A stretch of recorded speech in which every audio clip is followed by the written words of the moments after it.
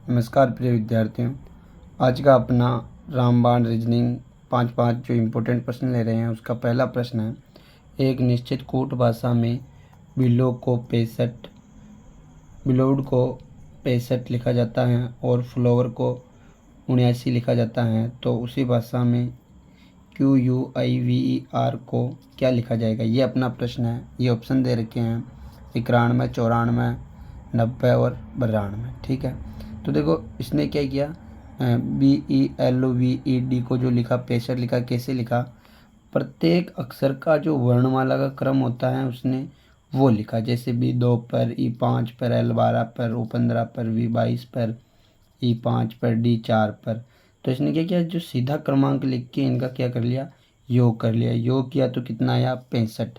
इसी प्रकार अपन फ्लोवर का भी चेक करते हैं, तो फ्लोवर में भी F6 पे, L12 पे, O15 पे, W23 पे, E5 पे और R18 पे।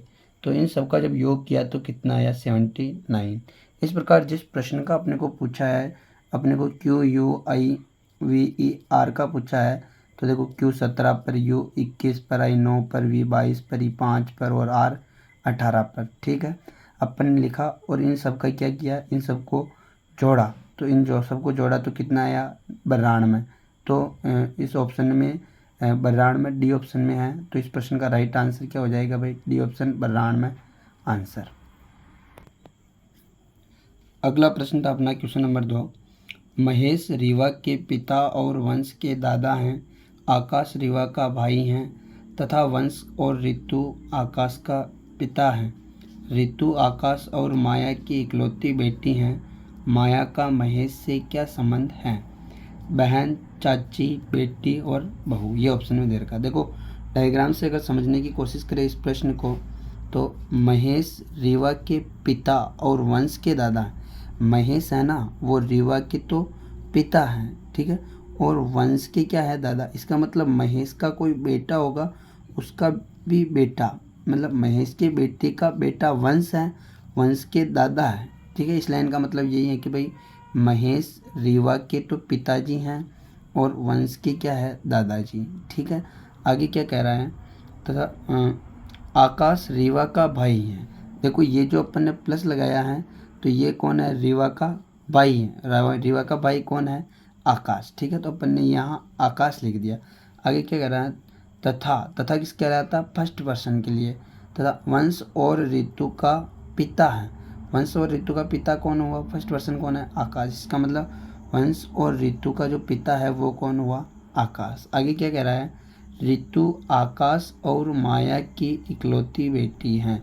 ऋतु है ना, आकाश और माया की इकलौती बेटी है। इसका मतलब माया कौन हुई, आकाश की पत्नी, तभी तो इन दोनों की इकलौती बेटी होगी। ठीक है, अब देखो आगे क्या कह रहा है, माया का महेश से क्या संबंध है। माया कौन है, महेश की, तो बेटे की पत्नी। बेटे की पत्नी क्या लगेगी, तो बहू। बहू क्या हो जाएगा इस प्रश्न का राइट आंसर। अगला प्रश्न अपना क्वेश्चन नंबर 3। असंगत अक्षर समूह का चयन करो। ठीक है, ये ऑप्शन दे रखे हैं, असंगत बताना है। LNR, MOS, HJM, JIM। देखो जब भी ऐसा प्रश्न आता है तो सबसे पहले अपने को क्या करनी है, नंबरिंग। L12 पर, N14 पर, R18 पर, M13 पर, O15 पर, S19 पर, H8 पर, J10 पर, M13 पर, G7 पर, I9 पर और M13 पर। देखो LNR, अब यहाँ पर देखो 12 से क्या हुआ, 14। इसका मतलब कितना बड़ा, +2। 14 से 18 +4। इसमें देखो 13 से 15 +2, 15 से 19 +4, 8 से 10 +2, 10 से 13 +3, 7 से 9 +2, 9 से 13 +4। तो देखो इसमें +2 +4 +2 +4, इसमें +2 +3 हुआ है और इसमें +2 +4। इसका मतलब सबसे भिन्न कौन हुआ, सी ऑप्शन। तो आंसर क्या हो जाएगा इस प्रश्न का, सी ऑप्शन। इस प्रश्न का क्या हो जाएगा राइट आंसर, HJM। अगला प्रश्न अपना क्वेश्चन नंबर 4। 32, 34, 43, 71, 136 प्रश्नवाचक के स्थान पर कौन सी संख्या आएगी, 262, 149, 188 और 277। देखो इसने क्या किया, 32, 34, 43 और 71 और 136 और प्रश्नवाचक। सबसे पहले देखो अगर अपन बात करें तो यहाँ कितना बड़ा, 2 बड़ा, 34 से 43 कितना बढ़ा, 9 बढ़ा। 43 से 71 कितना बढ़ा, 28 बढ़ा। 71 से 136 कितना बढ़ा। देखो पहले अंतर कम था, फिर ज़्यादा हुआ, फिर ज़्यादा हुआ। ध्यान रखना इस प्रकार की श्रृंखला में या तो बढ़ते क्रम में जोड़ता है, या गुणा करता है, या वर्ग करके कुछ जोड़ के फिर इनमें जोड़ता है, या क्यूब करके कुछ जोड़ के जोड़ता है। तो जब अपन देखो इनके अंतर पर ध्यान दें तो 2, 9, 28 और 64, तो ये अपने को गण संख्याओं के पड़ोसी लग रहे हैं। तो अपन ने देखा कि भाई ये क्या है, 2 क्या है, 1 का क्यूब प्लस 1 है। 9 क्या है, 2 का क्यूब प्लस 1 है। 28 क्या है, 3 का क्यूब प्लस 1 है। 65 क्या है, 4 का क्यूब प्लस 1 है। तो अपन आगे इसी श्रृंखला को बढ़ाएंगे तो अपन क्या करेंगे, 136 में 5 का क्यूब प्लस 1 जोड़ेंगे। तो 5 का क्यूब होता है 125 प्लस 1 बराबर 126। तो 136 के अंदर अपन कितना जोड़ देंगे, 126।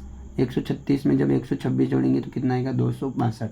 तो 262 क्या हो जाएगा इस प्रश्न का राइट आंसर। देखो अगला प्रश्न।